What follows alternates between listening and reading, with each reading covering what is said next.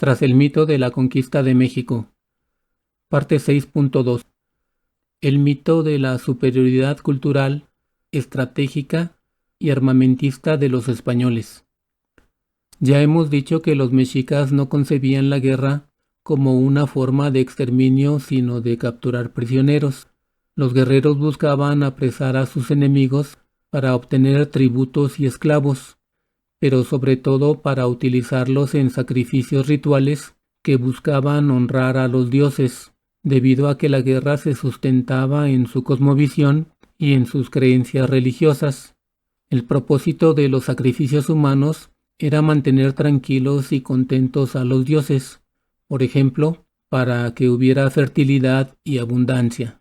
Por eso, los mexicas veían a los españoles como adversarios y no necesariamente como enemigos mortales.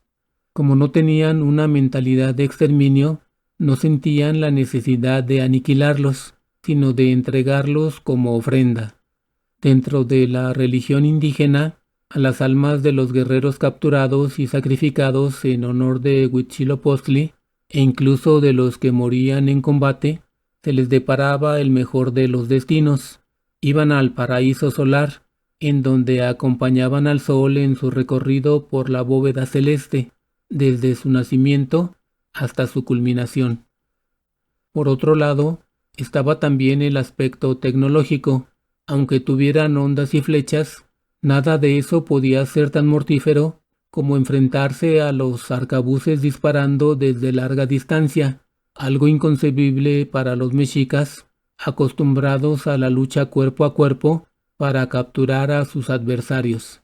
Al parecer, desde su perspectiva, los españoles no tenían ningún respeto por las normas de guerra. Masacraban masivamente a los indígenas, asesinaban a los no combatientes y mataban a distancia. Los españoles tenían una visión mucho más agresiva y expansionista. Buscaban la conquista y la imposición de su religión por todos los medios. Pero eso realmente no era lo que más les interesaba, pues su enfoque principal estaba en la expansión territorial y en la búsqueda de riquezas. Además, ellos sí consideraban a los mexicas como enemigos que debían aniquilar y estaban dispuestos a utilizar cualquier medio para lograrlo. Tanto así que incluso mataban a la población que, por supuesto, no participaba en las batallas, es decir, a mujeres, niñas, niños y ancianos de los poblados. Los peninsulares no tenían ningún escrúpulo para utilizar unas armas que eran desconocidas para los mesoamericanos, como los cañones y las escopetas, y mucho menos para emplear rabiosos perros en una brutal práctica conocida como aperreamiento. Los animales eran entrenados y utilizados para cazar, atacar y despedazar indígenas durante el curso de las batallas y fuera de estas. Se trataba de utilizar perros de gran tamaño y de gran poder físico contra personas indefensas, generalmente con las manos atadas, que eran destrozadas y devoradas por uno o varios animales ante los ojos del resto de la comunidad. No es difícil imaginar que la víctima del aperreamiento sufría una horrenda muerte al ser despedazada en cuestión de minutos y que semejante atrocidad provocara un fuerte shock en quienes lo presenciaban, un trauma tan terrible que podía anular psicológicamente durante mucho tiempo, si no es que de por vida, a quienes lo presenciaban. Y el mensaje que se buscaba lanzar con los aperreamientos también era que si alguien pretendía enfrentárseles, iba a acabar siendo ejecutado de esa forma tan horrorosa. Además, es muy probable que a esos perros se les alimentara con carne humana, es decir, de los nativos. Para tratar de minimizar el impacto de esta abominable práctica, se ha llegado a señalar que, aunque se utilizó múltiples veces al principio de las confrontaciones, no era común que se aplicara al grueso de la población. Según esto, era un tipo de ejecución que se reservaba sobre todo para los caciques. siguiendo la lógica de que si se ejecutaba al jefe de una comunidad o de un territorio, se estaba mandando un mensaje muy claro.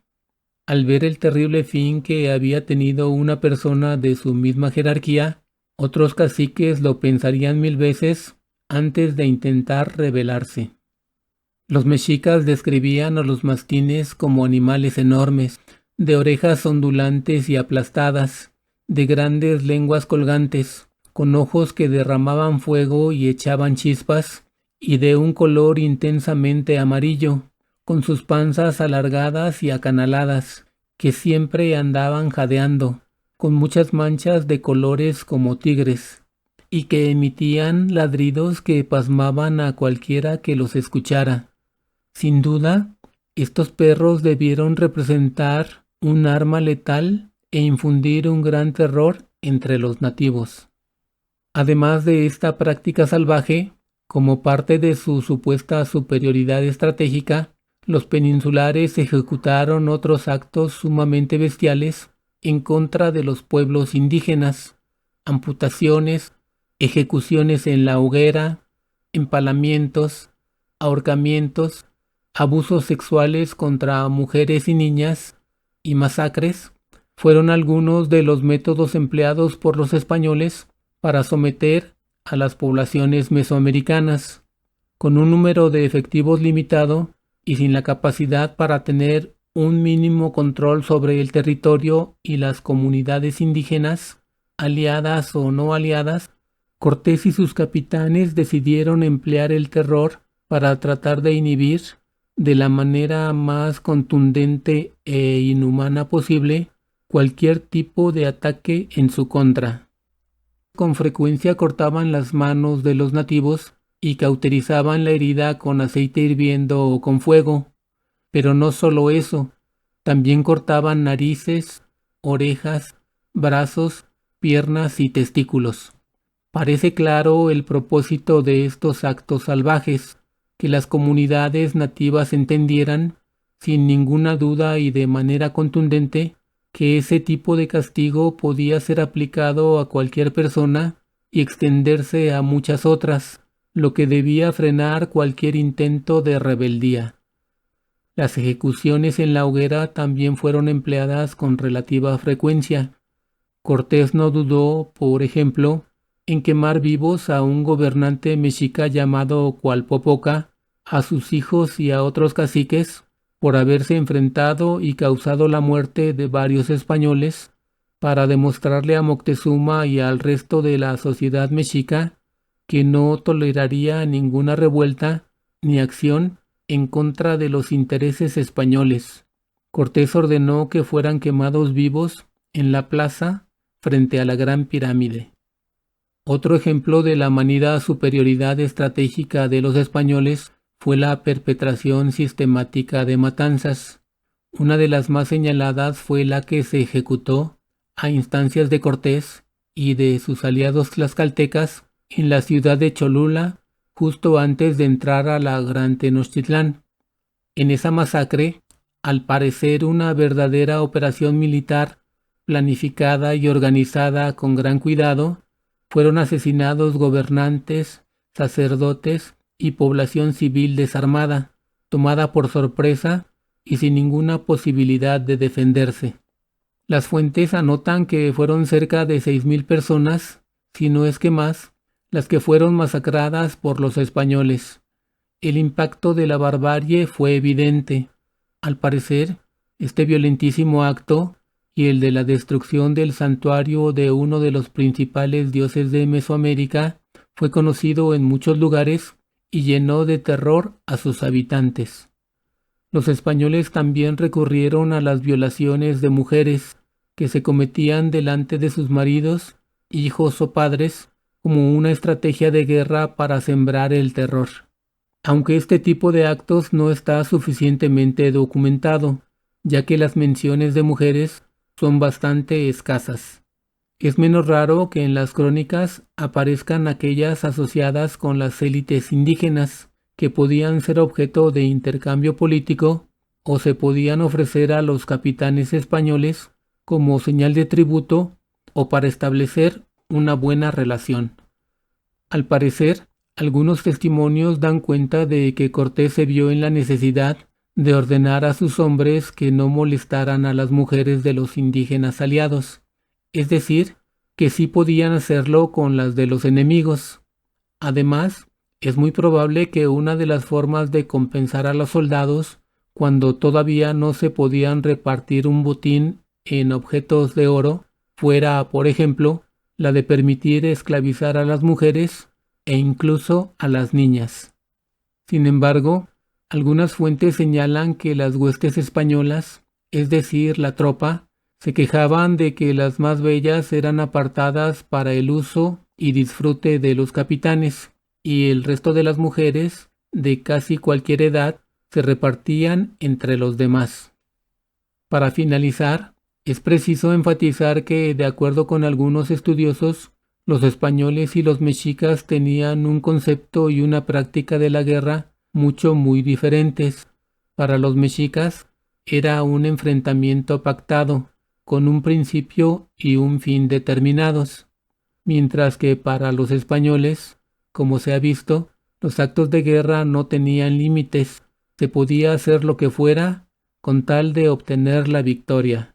Por eso, no les fue difícil tomar ventaja de la forma de guerrear indígena, y continuamente atacaban poblaciones o grupos de personas que no estaban armados. Solo llegaban y así, sin más, los masacraban. Mucha de la idea que se tiene sobre cómo los mexicas practicaban la guerra proviene de la reconstrucción que se ha hecho de las llamadas guerras floridas. Su ritual iniciaba en un tiempo y un lugar acordados previamente por los contrincantes. Se llevaban a cabo en un espacio sagrado, desalojado previamente, al que denominaban territorio del águila o territorio enemigo. La señal para que comenzaran las batallas era la quema de una gran pira de papel e incienso. Aunque durante las confrontaciones algunos guerreros resultaban heridos y otros morían, su propósito fundamental era el de tomar prisioneros. Cuando ambos bandos lograban capturar un número suficiente, regresaban a sus lugares de origen y los entregaban en sacrificio. En suma, las guerras floridas fueron batallas fuertemente reguladas, cuya finalidad era conseguir víctimas para ofrendarlas a los dioses. De acuerdo con algunos estudiosos, esta interpretación puede sustentarse en el hecho de que Moctezuma no realizó la conquista de Tlaxcala, su principal altépetl oponente en las guerras floridas, debido a que necesitaba de un lugar cercano para que los jóvenes mexicas pudieran desarrollar sus habilidades marciales y tomar cautivos para el sacrificio.